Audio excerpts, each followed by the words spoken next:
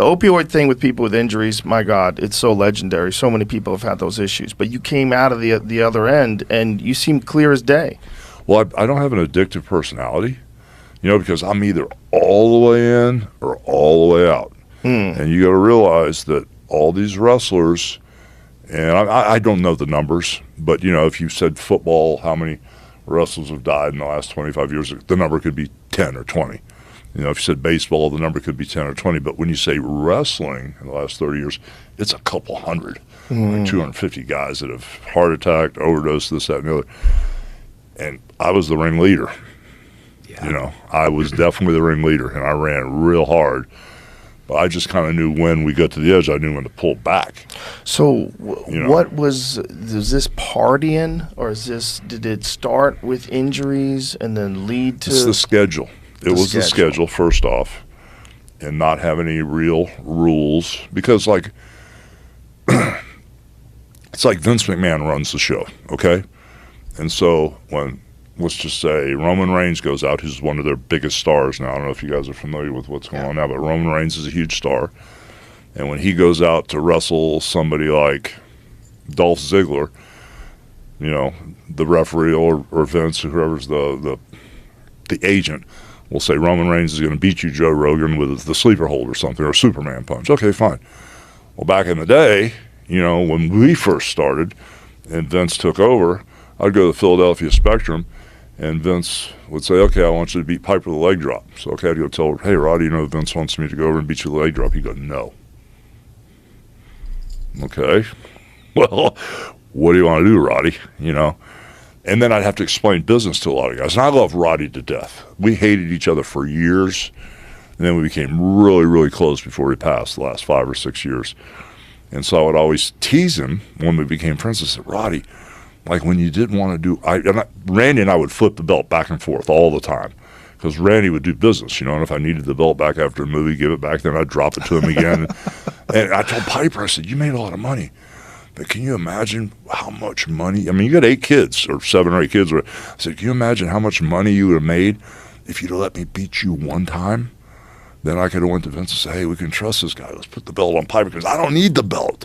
Right. I got the gimmick, bro. I'm Hulk Hogan. My stuff, I was locked and loaded. I needed somebody to take the belt so I could chase him. Right. Because if I can put that belt on you, I see a big dollar sign there, and I'll chase your ass all over the place. Right. I said, Roddy, can you imagine how much money you would have made if you let me just beat you once? And then you come to WCW, and I'm a bad guy. You beat me every night. Big deal. I mean, it's a work, brother, Right. Yeah. It's all about the money and the miles. If there's money to be made, let's make it, brother. So throughout all this stuff running with these guys, I saw them all drop off, one at a time. And it was the schedule, which is very taxing because we were running really hard back in the day. It was, you could go to Austin, Texas tonight. Hey, Doc, I hurt my back. Okay, Piper or Hogan, here's 30 perks. And the next night you're in Chicago. Hey, Doc, I hurt my back. Oh, okay. Every single town, there was a doctor. And that's how this whole thing got started, and then, all of a sudden it ends, for whatever reason. You go get a couple DUIs, or you get in a fight and hurt somebody really bad, or whatever the case may be. And all of a sudden you're either too old, or you get injured, or you hurt somebody, you do some stupid legal stuff, and your career ends. And then you go home and you don't fit in at home, because you've been gone for 10 or 12 years, and your wife's raised the kids, and you walk in, you don't fit in. So Dad's home now, so what are you doing here? Right. And you don't fit in, and then that's when the drinking, and then there's that no. I tell my girl all the time, I say, I get this crazy turbulence in me, and it hits me like it's 7 or 8 o'clock at night. I get, like if it's another man, I'm real good with turbulence with another man, but just with normal, people, like her, I don't want to start anything with her or pick at her, but that turbulence from every night, going from playing cards with Andre, at 9 o'clock at night till 10 minutes later, somebody kicking you in the head, kicking you and stomping you and beating on you, and coming up raw. So do you think your body was like programmed to get ready to do violence at night? I could go from sitting here talking to you like this, and 2 minutes later, I walk out there and I'm spinning around. When I slide it on the ropes, this bad guy stomping me in the head.